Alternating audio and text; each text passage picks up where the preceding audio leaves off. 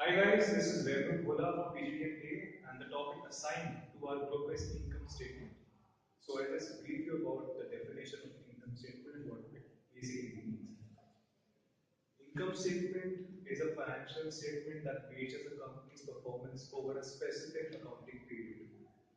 By financial performance, we basically mean that financial performance is an assessment of how a business incurs its revenues and expenses through operating and non-operating activities. So it gives you a brief idea about a company's expenses and revenues over a specific accounting period. Income statement is one of the major three financial statements, the other two being cash flow statement and balance sheet.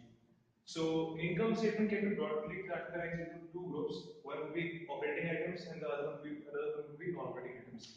So operating items, it is of great purpose, it provides great information about the revenues and expenses about a company, about activities that are directly tied up to the company's regular operations.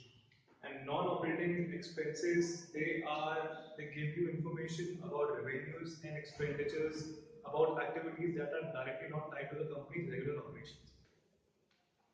Okay, let's take example of a business that creates sports equipment, like Adidas, Nike, etc. And the operating items would be the revenue and expenses that are generated by selling and buying of sports equipment. So those all comes under operating items. And for non-operating items, the revenue and expenses that are generated by selling like an old factory or an old machinery, those all comes under non-operating items. Guys, I will explain about the income statement format. Under income statement format, we have revenues and costs and expenses. Now I will explain about the revenues. Under revenues, we have net sales, commission received, rent received, interest from the income, and gains from sales of fixed assets or non-current assets. First, coming to the net sales. Net sales is nothing but the income received by the company by selling its goods or services to its customers. And next, we have interest income. Interest income is nothing but the excess interest that the company received by investing in some deposits. Example, we have fixed deposits in bank. The interest is obtained in a specific period of time, like quarterly or monthly or yearly. That is called interest income. And finally, we have gains from sale of fixed assets or non-current assets. Fixed asset is nothing but something like we consider building or land. We buy a building for 1 lakh and we sell it for 1,20,000. The appreciation amount is the income that the company generates.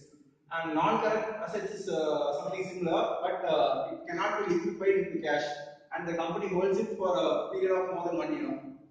And this total addition of this gives the net revenue. This is the revenues. So the formula for finding out cost of goods sold is we add up opening stock, purchases during the year, freight and custom duty, and then we subtract the closing stock. That's how we get the cost of goods sold. After cost of goods sold, we come to salaries. Salaries are the expenses that are incurred by the company to pay to its workers, to its employees, in order to get the work done. And now, after salaries, we come to office and store supplies. So all the stationery items that are required, all the stationery items that are required in the company would come under, all those costs would come under office and store supplies.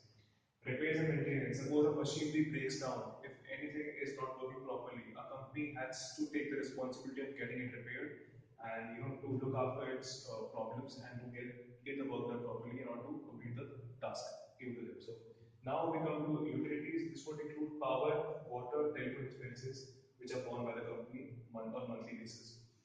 Insurance expenses would also be a part of cost expenses, since these expenses the company needs to get all its equipment insured in order to avoid any mishap happening in the company. Some of the expenses are rent expense. Rent expense means the expense you incur on paying the rent of a factory, a godown, etc. And next comes taxes and license. The taxes you pay every year, or you pay taxes on indirect tax, etc.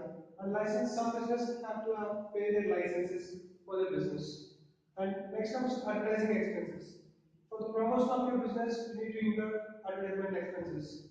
And then comes Transportation and traveling. Transportation and traveling basically means transportation of your goods and etc. and also your employees.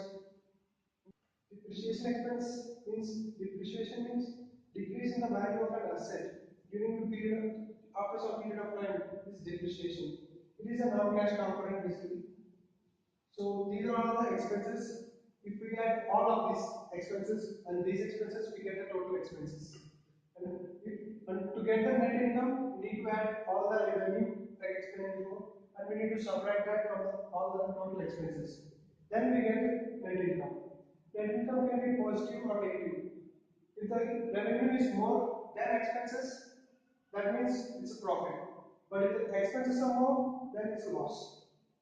Thank you.